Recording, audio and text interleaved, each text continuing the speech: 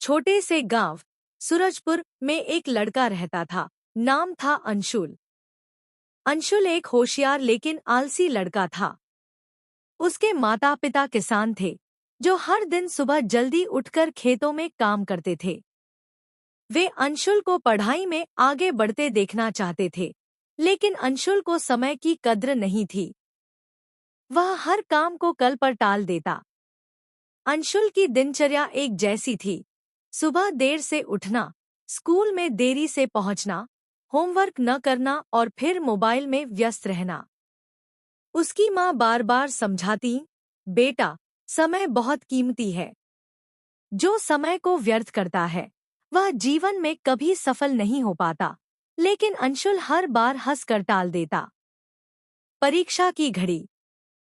समय बीतता गया और वार्षिक परीक्षाएं सिर पर आ गईं।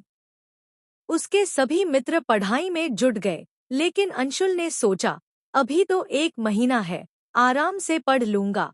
एक सप्ताह बीता, फिर दूसरा, और देखते देखते केवल 3 दिन बचे थे। अंशुल अब घबरा गया। किताबें खोली तो समझ ही नहीं आया कहाँ से शुरू करे। समय बहुत कम था और पाठ्यक्रम बहुत लंबा।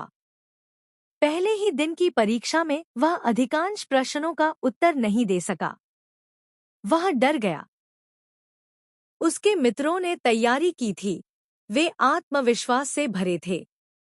लेकिन अंशुल को लगा जैसे उसका दिमाग सुन्न हो गया हो। अंधेरे में रोशनी।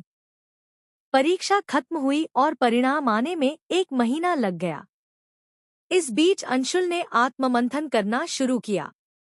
वह गांव की पुस्तकालय जाने लगा, किताबें पढ़ने लगा और समय का सही उपयोग कैसे किया जाए, इस पर लेख पढ़ने लगा। एक दिन उसे एक पुरानी कहानी मिली जिसमें लिखा था, समय एक ऐसा धन है जो हर किसी को समान रूप से मिलता है, पर सफलता उसी को मिलती है जो इसका सदुपयोग करता है। उसकी आंखें खुल गईं। उसे अपने पिता की कही बातें याद आईं।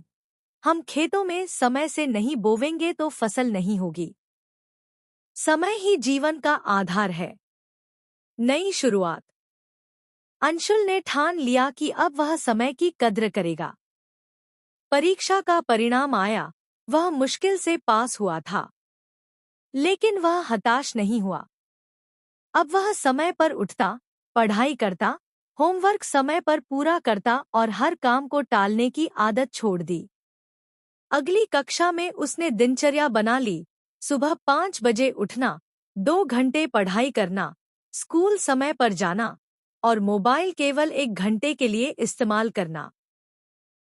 धीरे धीरे उसकी मेहनत रंग लाने लगी। शिक्षक उसकी प्रशंसा करने लगे, मित्र उससे प्रेरणा लेने लगे और माता पिता के चेहरे पर गर्व लौट आया। कठिन समय की परीक्षा।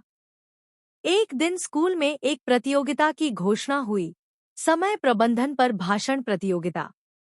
अंशुल ने भाग लेने का निश्चय किया। अब वह उस विषय को समझ चुका था। मंच पर उसने आत्मविश्वास से कहा, मैं वही अंशुल हूँ जो 1 साल पहले समय को व्यर्थ समझता था। लेकिन जब समय ने मुझे परीक्षा दी तो मैं असफल हो गया। अब मैंने सीखा है कि समय नदी की तरह है जो कभी रुकती नहीं। अगर हम उसके साथ नहीं चलेंगे तो वह हमें पीछे छोड़ देगी। पूरा स्कूल तालियों से गूंज उठा। अंशुल को पहला स्थान मिला। अगले 2 वर्षों में अंशुल ने कड़ी मेहनत से पढ़ाई की और गांव के सबसे अच्छे विद्यालय में सर्वोच्च अंक प्राप्त किए। अब वह डॉक्टर बनने का सपना देखने लगा था। उसके माता पिता का सपना भी वही था। कॉलेज की प्रवेश परीक्षा आई और इस बार अंशुल ने पहले से ही योजना बना रखी थी। हर विषय के लिए समय बांटा, हर सप्ताह दोहराव किया और मोबाइल को दूर रखा। जब परीक्षा हुई तो वह पूरे आत्मविश्वास के साथ बैठा। परिणाम आया, अंशुल को मेडिकल कॉलेज में प्रवेश मिल गया था।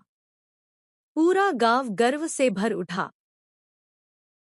कुछ वर्षों बाद अंशुल डॉक्टर बनकर अपने गांव लौटा। अब वह गांव के गरीबों का इलाज करता था और बच्चों को समय का मूल्य समझाता था। एक दिन उसने स्कूल के बच्चों को बुलाया और कहा, बच्चों, अगर तुम जीवन में सफल होना चाहते हो तो समय को अपना मित्र बनाओ। समय न सोने देता है, न ठहरने देता है, बस आगे बढ़ने का नाम ही जीवन है।